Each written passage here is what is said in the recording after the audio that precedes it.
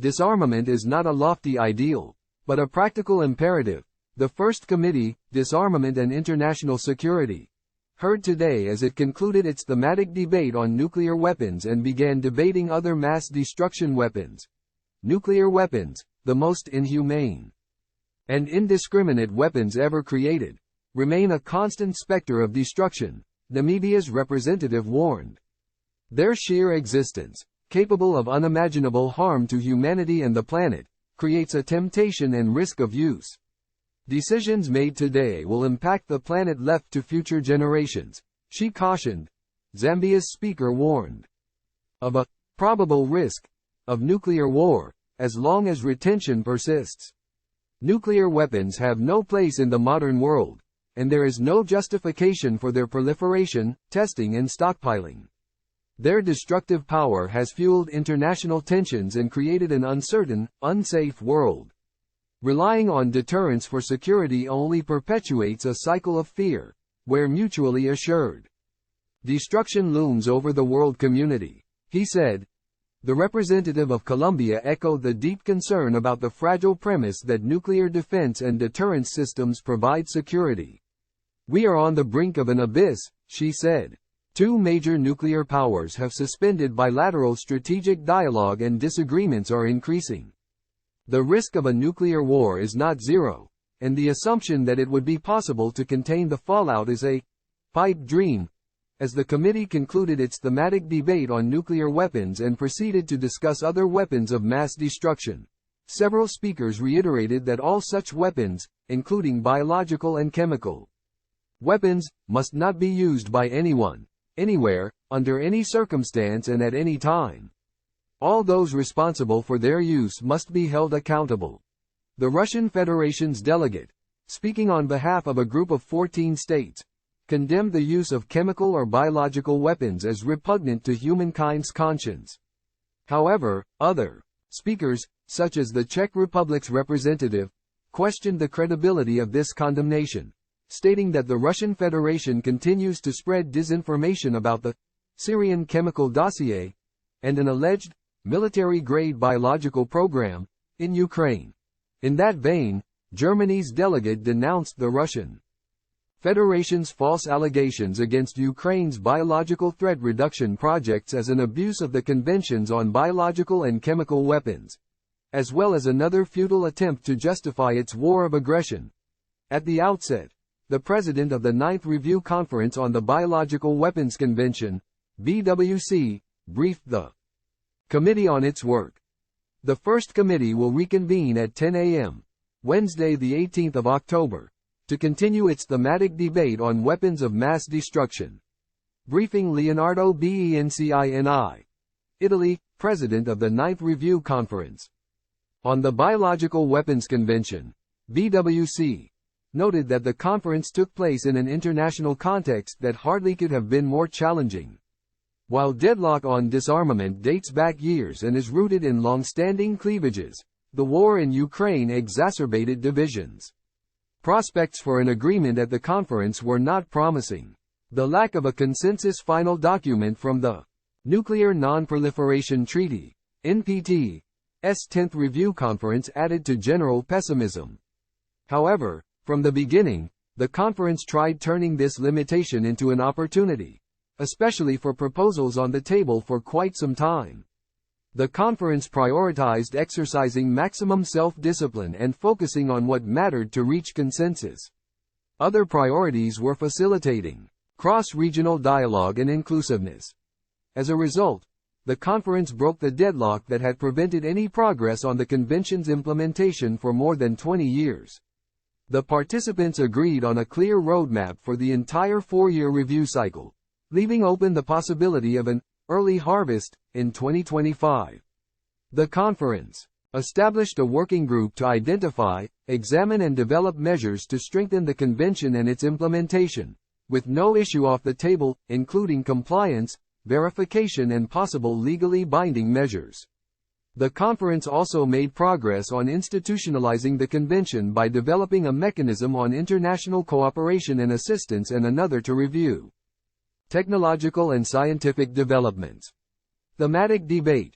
Nuclear Weapons Hamid Alnuaimi, United Arab Emirates, described the Treaty on the Non-Proliferation of Nuclear Weapons, NPT, as the linchpin of the global non-proliferation regime. He stressed the importance of its three pillars, and urged all states to renew their commitments to use nuclear power for peaceful purposes. In this regard, it is critical to adopt a transparent and verifiable approach in line with the NPT and other relevant treaties.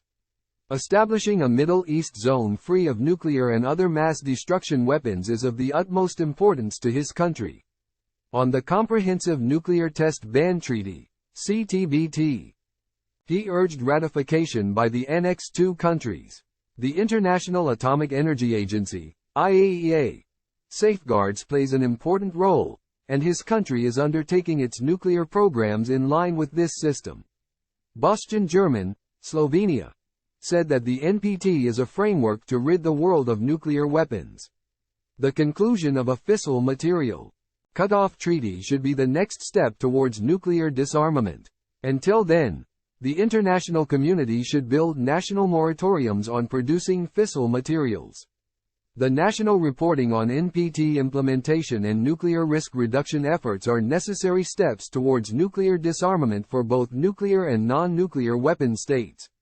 More transparency is needed to improve confidence building between those groups of countries and contribute to risk reduction.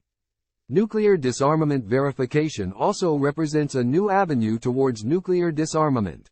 A group of governmental experts recently delivered its report and recommendations. Work should be based on these suggestions, including the creation of a group of scientific and technical experts. Slovenia is co-sponsoring the draft on nuclear disarmament verification proposed by Brazil and Norway. Chola MILAMBO, Zambia, said that as long as nuclear states continue holding on to their nuclear weapons, there is a probable risk that humanity may be subjected to a nuclear war. Nuclear weapons have no place in the modern world, thus there is no justification for nuclear weapon proliferation, testing and stockpiling, he stressed. The most compelling argument for nuclear disarmament lies in the catastrophic humanitarian consequences they would inflict if detonated. Their sheer destructive power has fueled international tensions and created an uncertain and unsafe world. Contrary to popular justification by nuclear weapons states that nuclear weapons serve as a deterrent, nuclear weapons do not guarantee national security. Relying on nuclear deterrence as a security means only perpetuates a cycle of fear, where the possibility of mutually assured destruction looms over the international community, he added. Belkis Janahi, Bahrain, emphasized that the threat of use of nuclear weapons is prohibited by the NPT's Article 6. All states must join the NPT and subject their nuclear facilities to IAEA comprehensive safeguards. She reiterated full support for establishing a Middle East zone free of nuclear and other weapons of mass destruction. She also reiterated the right of member states to use nuclear energy for peaceful purposes and encouraged the exchange of expertise on such use. Bahrain values technical cooperation with the IAEA and seeks to develop its national capacities in nuclear sciences, environment, health and clean energy. Kya Mo Tun, Myanmar, pointed out that the NPT's three pillars have not been implemented in a balanced manner. The CTBT's ratification has been on the rise but it has not entered force. Annex II states should not condition their ratification on that of other Annex II states. He urged the building of momentum towards the universalization of the Treaty on the Prohibition of Nuclear Weapons, TPNW, and stressed the need to resolve differences on a fissile material cut-off treaty in the Conference on Disarmament. Myanmar will table a resolution on nuclear disarmament, which advocates for comprehensive measures in this domain. The situation in his country is heartbreaking as the military junta commits crimes against humanity. An embargo is the only way to stop their brutality. He implored some states to stop selling weapons to the junta, whose ambition to build nuclear reactors must also be scrutinized by the international community. Time equals 400 Ms. greater than Nora Maria Quintero Correa, Colombia, expressed deep concern that bilateral strategic dialogue between two major nuclear powers has been suspended. One of them has even suspended its participation in the New START Treaty and in conversations on a legal follow-up mechanism, which expires in 2026. Owing to the fragility of the premise that nuclear weapons defensive systems and systems of deterrence, the policy does not provide security. Nuclear weapons challenge the very existence of humankind. We are on the brink of an abyss. Disagreements are increasing and the spectre of nuclear threat as well as the horrific nightmare of a nuclear winter looms, she warned. Nuclear war would be a catastrophe, unleashing a domino effect that could ultimately lead to the collapse of human civilization. The risk of a nuclear war is not zero, and the assumption that it would be possible to contain the fallout is merely a pipe dream. Helena Ndapewakuzee. Namibia, recognizing nuclear weapons as the most inhumane and indiscriminate weapons ever created, warned that they remain a constant spectre of destruction, capable of unimaginable harm to humanity and the planet. She called on all nations to support and ratify the NPT, TPNW and CTBT. Disarmament is not a lofty ideal, but a practical imperative. The sheer existence of nuclear weapons creates both the temptation and risk of their use. Her country remains concerned that nuclear weapon states continue to spend exorbitant amounts on modernization. She called for the scale-up of investments in disarmament education and awareness programs. Decisions made today will impact the planet left to future generations. Larbi Abdelfattah Lebbaz, Algeria, noted that the catastrophic consequences of the use of nuclear weapons are referenced in numerous UN resolutions. Nuclear disarmament is not just a legal obligation but a moral one. His country reiterates its unwavering commitments to implement the NPT's 3 pillars. He urged nuclear weapon states to fulfill their primary responsibility, and expressed regret over the deadlock at the NPT review conferences and its preparatory process. It is crucial to preserve the credibility of that regime. He also called for implementation of the TPNW and its Vienna Action Plan. Algeria is steadfast in implementing the CTBT, urging the 8 Annex II states to ratify it without delay. His country is among the first African states to join the region's nuclear weapon-free zone. Demands for such a zone in the Middle East are legitimate. Closing, he called for legally binding negative security assurances. Time equals 400 ms, greater than Gabriele Cacha, permanent observer for the Holy See, said that when nuclear war becomes a reality, it is regrettable that the international community has collectively moved in the wrong direction, discarding important treaties on arms control, disarmament and transparency.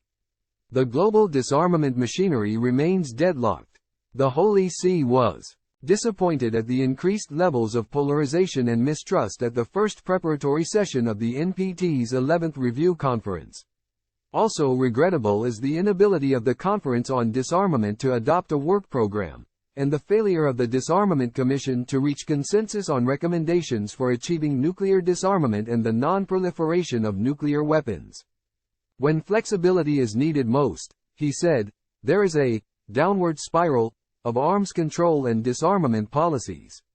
In response to these stumbling blocks, member states, especially those with nuclear weapons, should recall their responsibility under the UN Charter and take effective collective measures for the preservation and removal of threats to peace. This responsibility must extend to the elimination of nuclear weapons, given their catastrophic humanitarian and environmental consequences.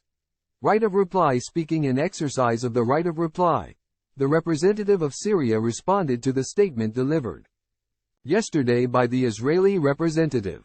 She made unfounded accusations, he said. That entity has escalated the criminal attacks, which has taken an unprecedented toll on civilians. The entity continues to attack cities, airports and other civilian structures in Syria. The Zionist entity has terrorized Palestinians and Arabs. There has been proof that the entity supported the al-Nusra group in the Golan region and cared for them in Israeli hospitals, he continued. Israel, whose representative speaks about respecting international law and civilians, continues to launch attacks against civilians. The claim that Syria used chemical weapons is an act of propaganda, launched by an entity that occupies Syrian territory and, therefore, is not worthy of a response. Thematic debate. Other weapons of mass destruction. Andy Aaron, Indonesia, speaking on behalf of the non-aligned movement, expressed grave concern regarding reported Israeli use of harmful and potentially fatal incendiary weapons, such as white phosphorus, in Palestinian civilian areas. He reiterated the movement's call for a thorough investigation by relevant bodies under appropriate international agreements. He also reiterated condemnation of Israeli military aggression against the Gaza Strip in 2009 and 2014, as well as the occupying powers' indiscriminate shelling and bombing of Palestinian civilian areas. He invited all states that have not yet signed or ratified the Chemical Weapons Convention, CWC, to do so as soon as possible. He again called on developed countries to promote international cooperation through the transfer of technology, material and equipment for peaceful chemical activities. On biological weapons, he called for the resumption of multilateral negotiations for a non-discriminatory, legally binding protocol to strengthen the convention in a balanced and comprehensive manner, including with verification measures. He urged the state party rejecting negotiations to reconsider its policy. Regarding Security Council Resolution 1540, 2004, and subsequent resolutions, he underscored the need to ensure that any council action does not undermine the functions and power of the General Assembly. He cautioned against the Council's continuing practice of using its authority to define legislative requirements for member states. He also stressed that the acquisition of weapons of mass destruction by non-state actors should be addressed in an inclusive and non-discriminatory manner by the Assembly, taking into account all member states' views. ANOOUPARBVONGNORKEO, Lao People's Democratic Republic, speaking for the Association of Southeast Asian Nations, ASEAN, recognized the challenges posed by current and emerging traditional and non-traditional security issues such as terrorism, and chemical, biological and radiological threats. These require all countries to strengthen cooperation. ASEAN recognizes the CWC as a successful multilateral agreement. All 10 ASEAN member states are parties to it. He urged those states that have not yet signed or ratified it to do so as soon as possible, in the interest of achieving its universality. ASEAN is also committed to the Biological and Toxin Weapons Convention, BWC, and recognizes the need for multilateral negotiations, particularly on a verification measure, the lack of which challenges the treaty's effectiveness. He said that under the ambit of the network of ASEAN chemical, biological and radiological defense experts, established in 2018, several meetings, visits, workshops and virtual tabletop exercises have been organized to strengthen regional preparedness and cooperation against chemical, biological and radiological threats. In addition, the Regional Secretariat of the European Union Chemical, Biological, Radiological and Nuclear Risk Mitigation Centers of Excellence in Southeast Asia has been working closely with the network of ASEAN chemical, biological and radiological defense experts. Building on this cooperation, the workshop on detection, response and deterrence of biological and radiological incidents will be jointly organized from the 30th of October to the 3rd of November in Singapore. Brian Christopher Manley Wallace, Jamaica, speaking on behalf of the Caribbean community, CARICOM, said that the use of chemical weapons and toxic chemicals as weapons anywhere, by anyone, under any circumstances, is unjustifiable and contrary to international law. The use of those weapons poses environmental and health consequences. Thus, their use must be fully and impartially investigated, and those responsible must be held accountable. Accountability contributes to strengthening the norm against chemical weapons use and provides a mechanism to offer redress to victims. The Caribbean region is dedicated to ensuring that its collective efforts can make the world safe from the threat of chemical warfare. He warned that developments in science and technology are increasing the possibilities for the acquisition, access to and use of biological weapons, including by non-state actors. This is a major concern, he added. The region is also mindful that its porous maritime and land borders can create added challenges to its peace and security. In that regard, he is deeply concerned at the increasing challenges to international peace and security by terrorists and other non-state actors, particularly their possession of any type of weapons of mass destruction. To this end, the community is working towards enhancing a counter-terrorism strategy in collaboration with the UN. Its purpose is to reduce the risk of terrorism and violent extremism and build resilience to extremist ideology. Konstantin Vorontsov, Russian Federation, speaking on behalf of a group of countries, urged all states parties to the CWC and BWC to fully comply with all obligations, stating that the use of chemical or biological weapons would be repugnant to humankind's conscience. The group is determined to condemn their use by anyone, anywhere, at any time, and to hold accountable those responsible. Noting recent developments in science and technology, he called on the Secretary-General to organize a review of current guidelines and procedures of his mechanism for investigation of alleged use of chemical and biological weapons, and to revise them as necessary for submission to the General Assembly upon its request. Sultan Nather Mustafa Al-Qais, Jordan, speaking for the Arab Group, recalled the General Assembly's first special session on disarmament. Top priority was given to nuclear disarmament, but no progress has been made on this front. However, progress has been made on disarmament of other weapons of mass destruction. The group is committed to support the CWC and BWC. Israel's accession to the NPT as a non-nuclear weapon state would lead to regional and international security and promote confidence as well as strengthen the regime's credibility. Time equals 400 ms, greater than. He said that Israel is the only state in the Middle East that has not joined the relevant treaties on weapons of mass destruction. The group expanded arms control to include other weapons of mass destruction to refute the argument of one party for deterrence. He stressed the need to establish a zone free of nuclear and other weapons of mass destruction in the Middle East, in line with UN resolutions on the matter. He welcomed the holding of 3 conferences to that end, respectively, under the presidency of Jordan, Kuwait and Lebanon. The group looks forward to the 4th meeting under Libya's presidency. The group fully supports efforts to prevent the acquisition by terrorists of weapons of mass destruction and their delivery systems. Time equals 400 ms, greater than. Karini Claes, representative of the European Union, in its capacity as observer, said that in recent years the world has witnessed the horrific use of chemical weapons in Iraq, Syria, the United Kingdom, the Russian Federation and Malaysia. Syria, in order to regain its rights and privileges under the CWC, needs to resolve, in full cooperation with the Organization for the Prohibition of Chemical Weapons, OPCW, pending issues, declare the full extent of its chemical weapons program and fully comply with the convention.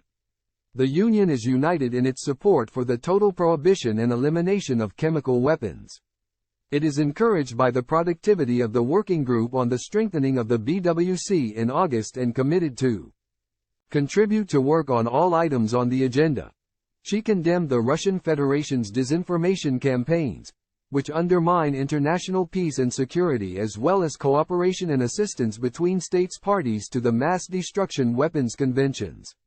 It is unacceptable that Russia, as part of its attempts to excuse its unprovoked, unjustified and illegal war of aggression against Ukraine, continues to make unsubstantiated and false claims against Ukraine, the United States and others, she said. The only existing international mechanism for investigating the alleged use of biological weapons is the UN Secretary-General's investigative mechanism. The Union fully supported the establishment in the Middle East of a zone free of nuclear and all other weapons of mass destruction and their delivery systems. Shuaib Mahomed, South Africa. noting the total elimination of all weapons of mass destruction as a key foreign policy priority, called on states not yet party to the CWC and BWC to join without delay. He called on all CWC states parties to redouble efforts to cultivate a culture of consensus and restore an environment of cooperation and mutual agreement. He urged the OPCW to intensify efforts to improve the gender balance and insist on equitable geographic distribution of staff at all levels.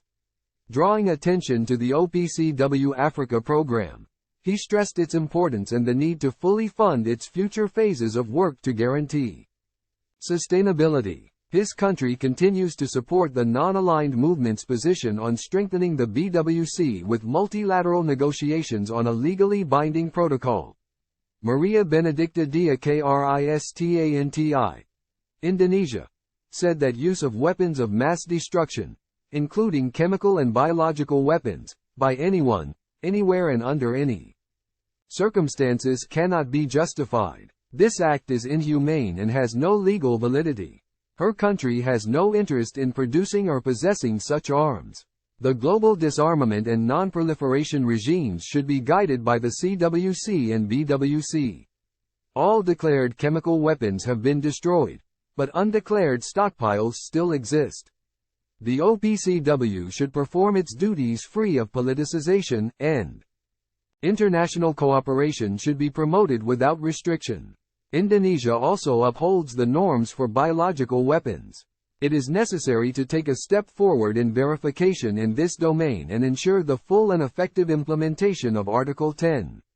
On Security Council Resolution 2663, 2022, on the comprehensive review of Resolution 1540, 2004, the process should be inclusive and not duplicate the existing mechanisms. Amr Essameldin Sadiq Ahmed, Egypt, condemned any use of weapons of mass destruction by any state or non-state actor under any circumstance. We highlight once more the double standards in the position expressed by some member states when they call on certain member states by name to accede to the conventions on chemical and biological weapons, while not calling on the only member states in the Middle East which has not joined the NPT to do so, he said. Egypt signed and ratified the NPT in good faith and implemented all its obligations, including the adherence to comprehensive safeguards agreements with the IAEA. Egypt calls for immediate action to address the state of strategic imbalance in the Middle East. This consistently alarming situation hampers the realization of sustainable regional security and stability and contributes to the plethora of security risks and threats that further strain the region. Peter Mohan Maithri Pieris, Sri Lanka, urged the international community to not only uphold the CWC and BWC, but also to strengthen their implementation and verification to avoid the shocking devastation that would result from those weapons' use. He also called for more international cooperation and scientific and technology exchanges for peaceful purposes. The peaceful use of biotechnology has great potential and should not be hindered, because there is no peace without development. Regarding Security Council Resolution 1540, 2004, he stressed that any review of its implementation should strictly abide by the UN Charter and relevant international legally binding instruments. Diane Shane Della Fuentelipana, Philippines, said her country is steadfast in its commitment to upholding, enriching and strengthening global governance structures that prohibit the use of weapons of mass destruction and prevent their proliferation. These exigencies emphasize the need for robust strategic trade management at the national level, and bilateral, regional and international cooperation in reinforcing global non-proliferation norms. Nationally, Manila remains committed to Security Council Resolution 1540, 2004, and, to that end, established a Strategic Trade Management Office, which implements relevant non-proliferation obligations. Bilaterally, the country conducted capacity building and training activities with partners including Australia, the European Union and the United States on weapons of mass destruction and chemical, biological, radiological and nuclear materials. Regionally, The Philippines played a crucial role in establishing in Manila the chemical, biological, radiological and nuclear CBRN centers in Southeast Asia. Shivanan Sibamohan, Malaysia, condemned in the strongest possible terms the use of chemical weapons by anyone, under any circumstances. The re-emergence of chemical weapon attacks is a matter of great concern. As we work to strengthen international cooperation and assistance in chemical safety and security, all discriminatory restrictions that are contrary to the spirit of the CWC should be removed, he stressed. Transfer of chemical technology, material and equipment from developed to developing countries, for peaceful purposes, also remains important. Malaysia stands ready to consider facilitating the exchange of equipment, materials and scientific and technological information for the use of biological agents and toxins for peaceful purposes. The total elimination of all weapons of mass destruction is a pressing security and ethical imperative, and a goal to which Malaysia is firmly committed to advancing, he pledged. Yaroslav Stepanek, Czech Republic, stated that the Russian Federation continues to spread disinformation about the Syrian chemical dossier, still challenging two international investigating bodies that concluded that the Syrian government used chemical weapons against its population. Also, in an attempt to divert attention from its military aggression against Ukraine, the Russian Federation continues to spread wild stories of an alleged military-grade biological program in Ukraine. He emphasized that no attacks against international organizations will divert focus from upholding international law and that these attacks will not constitute extenuating circumstances for committed crimes. Moreover, he underscored continued support for the Secretary-General's mechanism and called on states to strengthen it by nominating experts and laboratories put at its disposal. Robert in Den Bosch, Netherlands, spotlighted the differential gendered impacts in the domain of biological and chemical safety and security. Women are underrepresented in disarmament diplomacy, leading to exclusion of their experiences and perspectives. Research suggests that women and girls face different and, on occasion, even greater physical, psychological and social harm when biological and chemical incidents occur or when chemical and biological weapons are used. He, therefore, advocates for several concrete actions. Enable research on the differentiated impacts of biological and toxic agents on women, men, girls and boys. Provide gender-responsive assistance to survivors of biological and chemical incidents. Adopt agenda items that consider gender perspectives in the implementation of the BWC and CWC. Incorporate sex and gender analysis into public health systems. Collect sex and age disaggregated data in public health systems and in the event of the use of biological or chemical weapons. And identify and overcome gendered communication barriers. Santiago Yarawan Dodero, Mexico, said his delegation's position is clear when it comes to the repudiation of all weapons of mass destruction, including chemical and biological weapons. We reiterate that these weapons must not be used by any actor, anywhere, under any circumstance, he stressed. Mexico believes that following the destruction of the United States stockpiles, it is crucially important to establish strategic opportunities for the OPCW. We stand now before a major window of opportunity, and we stand before challenges arising from progress made in science and technologies, he said, warning of the potential of new technologies developed in the fields of synthetic biology, biotechnology and biogenetics. All countries must have the opportunity to fulfill the Sustainable Development Goals, SDGs. However, despite all the massive progress made in the fields of health, agriculture and industry, the above-mentioned technologies have a dual use, which can produce risks with catastrophic global impact. Benjamin Himmler, Germany, denounced the Russian Federation's false allegations against biological threat reduction projects in Ukraine as an abuse of the BWC and CWC, as well as another futile attempt to justify its war of aggression. He also rejected the Russian Federation's thinly veiled attempts to review the Secretary-General's mechanism, with the intention of weakening it and subjecting it to a possible Security Council veto. Regarding the well-documented cases of chemical weapons use in Syria, he strongly called on that country to fully comply with CWC obligations by resolving all pending issues and to fully cooperate with the OPCW. Germany is equally concerned about the use of internationally banned nerve agents against Sergei Skripal and Alexei Navalny, for which there can be no other plausible explanation than Russian involvement and responsibility. In closing, he fully supported the United States' efforts to establish a global norm prohibiting the use of radiological weapons, which would also serve to reinvigorate the Conference on Disarmament. Ruth Hill, Australia, said her country supports the OPCW investigation and identification team in Syria. Damascus must comply with its obligations and permit verification of the complete dismantlement and destruction of its chemical weapons program. Reports of use of prohibited riot control agents in Ukraine by the Russian Federation's military are deeply concerning, as is the poisoning of Alexei Navalny in 2020 with a Novichok nerve agent.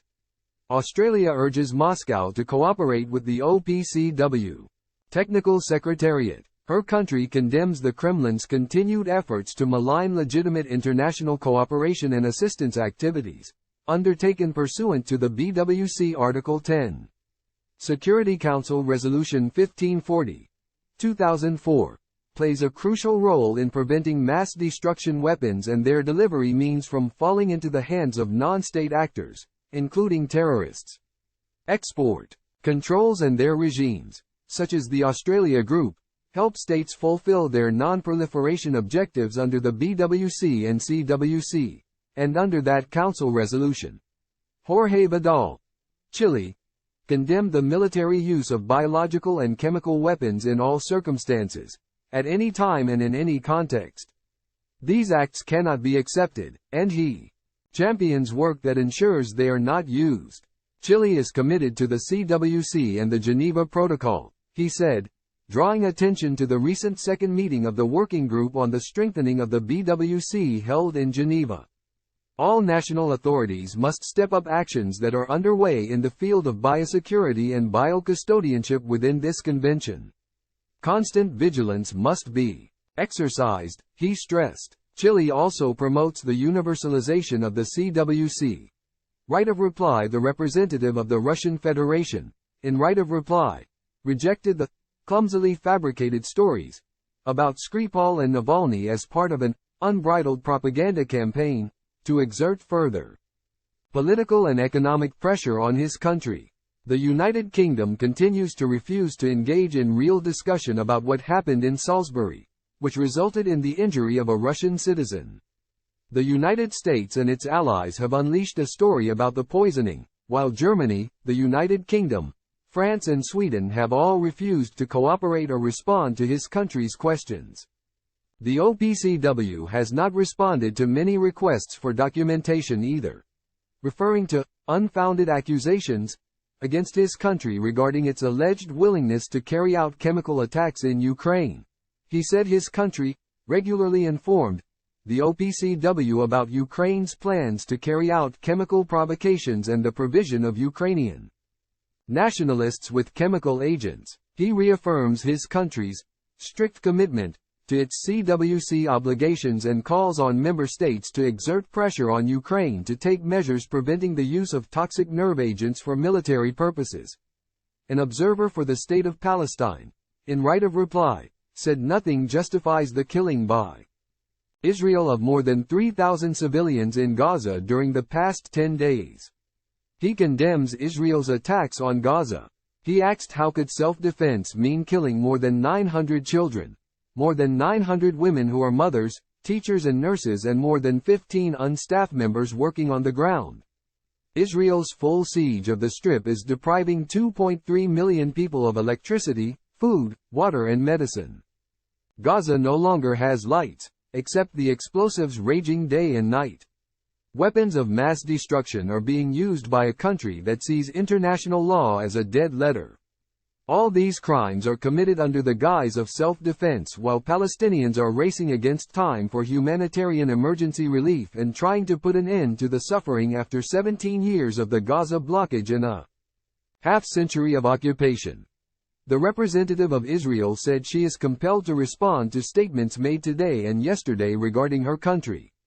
First, she called on the delegate to the Palestinian Authority to join in the call for the terrorist organization Hamas to release all the hostages and put an end to this war and the suffering of all innocent civilians. With regard to Syria, she said there is clear proof of the horrific use of chemical weapons in that country, which represents a continued violation of its CWC obligations. Today is yet another missed opportunity to condemn the barbaric carnage of the 7th of October attack on innocent Israeli civilians, she said, adding, "The silence resonates and unveils your true intentions. The 7th of October massacre cannot be justified or contextualized. Some invoke UN resolutions and Security Council decisions to try and justify the massacre of civilians. Iran has two faces, which it cleverly uses to distract from the fact that it is a murderous, genocidal regime. With one face, it speaks the language of international resolutions, human rights and non-proliferation.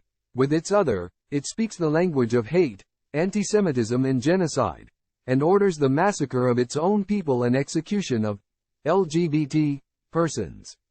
What would Iranian girls who were poisoned by their own government feel upon hearing its sudden adherence to human rights? She acts, by invoking UN Security Council resolutions as justification for mass murder. Iran is really unveiling the utter disdain that it has towards these very institutions.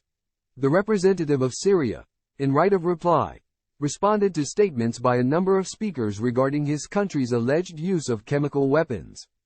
The large number of European Union countries that accuse his country continues to undermine the OPCW's work by pushing for measures based on reports fabricated in intelligence bureaus of Western states and other parties hostile towards Syria.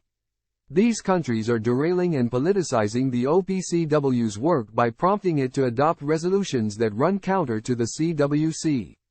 Syria previously listed comments on the OPCW verification team's reports and clarified their shortcomings, including a lack of objectivity and professionalism. Syria is committed to the CWC and is ready to prove it has not used chemical weapons. The country is enthusiastic about the non-proliferation regime, whereas Israel should better adhere to relevant conventions on weapons of mass destruction and submit its installations to international safeguards. Time equals 400 ms, greater than the representative of the Netherlands, in right of reply, said accusations of use of riot control agents in Ukraine by the Russian Federation's military are extremely serious. So far, Moscow has failed to respond to requests made by several delegations at OPCW meetings, including at its last executive conference. His delegation will keep monitoring the situation. He urged all, including the OPCW Technical Secretariat, to do the same. The Russian Federation has submitted a note verbal, but that does not satisfactorily reply to the questions raised. The representative of Ukraine, in right of reply, said his country adheres strictly to the provisions of the CWC. The Russian Federation, on the other hand, regularly violates the convention's provisions. Ukraine provides the OPCW Technical Secretariat with information of the Russian Federation's use of chemical agents on the territory of Ukraine. During the past few months, we have provided some significant information on the attacks in different regions of Ukraine, where the hostilities take place, he said. Time equals 400 ms, greater than the Russian Federation, he continued, constantly violates the provisions of the convention to gain a tactical advantage on the battlefield. But, despite such barbaric methods of using riot control agents as a method of warfare, the Ukrainian side is gathering facts and important evidence of the Russian Federation's use of chemical weapons. Ukraine will continue to update the Technical Secretariat on the investigation of chemical agents used by the Russian armed forces. The representative of Iran, in right of reply, rejected the Israeli claims against his country. No one expects this criminal regime to live up to international obligations. Since its inception, the Zionist regime has survived only through murder, crime and an iron fist policy. Killing and destruction have been the hallmark of this regime in various wars, with the latest being the siege, forceful displacement and slaughter in Gaza, which has been made the largest open-air prison.